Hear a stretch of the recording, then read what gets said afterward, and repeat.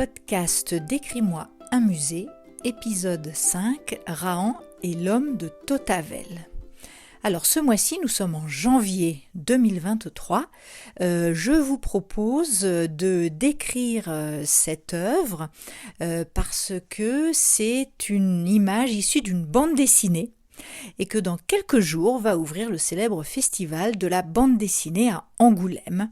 Donc j'essaye toujours de coller un petit peu à l'actualité et puis à ma connaissance il existe peut-être pas tant que ça d'audiodescription de planches de BD, donc j'avais envie de m'y coller. Alors en fait c'est une audiodescription que j'avais rédigée il y a déjà quelques années pour le musée de préhistoire de Nemours en Seine-et-Marne. Voilà, et que je vais maintenant donc vous lire. Alors cette image en relief, puisque normalement il y a une image en relief qui va avec, représente deux personnages de profil dans un paysage naturel. Ils sont assis face à face. Il s'agit d'une reprise de la couverture, donc d'une bande dessinée en couleur, réalisée par le dessinateur André Chéret, et colorisé par Chantal Chéret. Ce dessin se trouve sur la couverture de l'album qui avait un format donc de 21 par 30 cm, un format portrait en hauteur. Ici, la version en relief, donc normalement sur l'image tactile, était représentée à l'horizontale. Alors qui est Rahan ?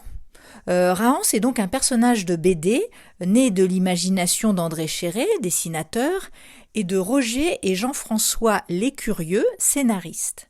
Ce personnage a été créé en 1969 et il continue à faire l'objet de nouvelles éditions, de rééditions, etc.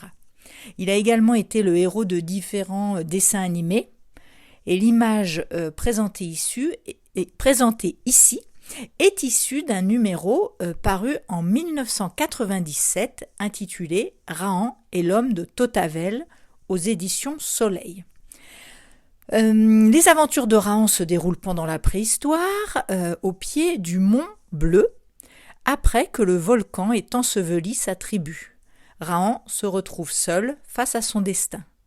Il devient ainsi le fils de tous les clans et décide de mettre ses découvertes et son intelligence au service des autres hommes.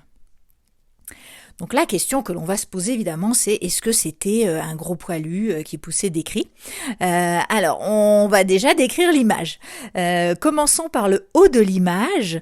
Un énorme rond en relief représente le soleil. Sur le dessin d'origine, il est de couleur jaune-orangé, comme au coucher du soleil. De part et d'autre du soleil, deux lignes obliques irrégulières se joignent vers le bas. Ce sont les profils des montagnes au loin. En effet, la scène se déroule dans un paysage très escarpé. Ces montagnes, colorées dans des tons bruns, sont pentues et arides. La végétation n'est présente qu'au pied de ces masses rocheuses. Dans la partie basse de l'image, deux personnages assis se font face. Celui de gauche est tourné vers la droite, c'est l'homme de Tautavel. Il est accroupi, avec ses jambes repliées sous lui. On perçoit ses cheveux bruns, matérialisés par une trame granuleuse sur l'image en relief. Puis, en descendant sur la gauche, son dos très recourbé. La partie haute de son dos est représentée par des petits traits. Ce sont des poils hirsutes. En effet, le dessinateur l'a représenté très poilu. En dessous, on distingue son unique vêtement, une sorte de culotte en peau. Ensuite, un petit trait vertical à gauche délimite ses fesses, qui mène à ses talons sur lesquels il est assis. En bas à gauche de ce personnage, ses doigts de pied dépassent. Ce sont des petites formes arrondies. À gauche de ce pied, un petit trait horizontal indique le rocher sur lequel il est assis. Revenons à sa chevelure et découvrons la partie droite du personnage. Donc on distingue son visage de profil avec des arcades sourcilières très proéminentes, puis un petit nez, une mâchoire inférieure en avant. Son cou nous mène à son épaule en demi-cercle, puis à son bras, long trait vertical qui descend jusqu'au sol. Sa main est ouverte, paume tournée vers le ciel. Face à lui, Rahan est représenté également de profil mais tourné vers la gauche. Ses cheveux blonds sont coiffés en carré long avec des pointes relevées. Sur la droite, le trait qui matérialise son dos est moins courbe que pour l'autre personnage. Il est beaucoup moins poilu. Vêtu également d'une culotte en peau, il est assis de manière différente.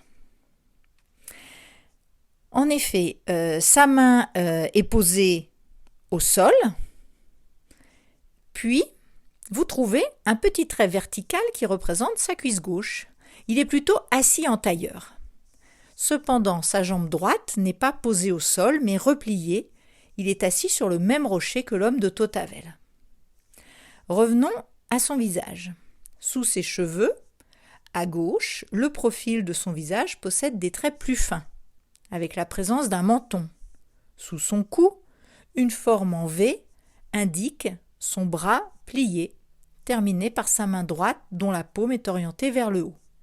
Ce bras est appuyé sur son genou droit puisque cette jambe est repliée et se termine par son pied droit posé au sol. Terminons par son collier. Ce collier, donné à Rahan par son père, est composé de griffes dont chacune symbolise une qualité. Prenons maintenant quelque temps pour analyser l'image. Ces deux personnages ont la peau mate, ils sont peints dans des tonalités brunes avec de nombreux dégradés. Les clairs-obscurs du coucher du soleil agissent aussi sur la verdure qui passe d'un vert foncé à un vert clair autour d'eux. Les ombres se distinguent sur le rocher. L'auteur, André Chéret, utilise un style très pictural, où les dégradés de couleurs sont très présents. Son œuvre est très structurée, les deux hommes sont bien cadrés au centre de la composition, avec un décor mis en scène à l'arrière. C'est le paysage des Corbières dans le sud de la France, entre Perpignan et Carcassonne. C'est dans cette région, sur le territoire de la commune de Tautavel, dans la grotte de la Cône de l'Arago, qu'ont été trouvés les plus anciens restes humains en France, datant d'il y a 450 000 ans environ. On les a nommés hommes de Tautavel. Les différences de représentation des deux personnages ici illustrent les différences d'espèces et d'époque entre Rahan et l'homme de Tautavel.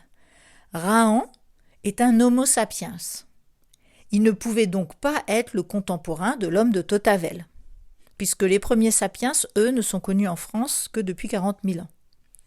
Le dessin le montre ici, jouant le rôle de missionnaire auprès des peuples préhistoriques. Sa main droite, tendue vers l'autre, d'un geste professoral, contraste avec les bras ballants de l'homme de Tautavel passif. Ce dernier ne montre cependant pas d'animosité. Ce dialogue impossible n'est qu'un petit exemple des stéréotypes et anachronismes associés aux hommes préhistoriques.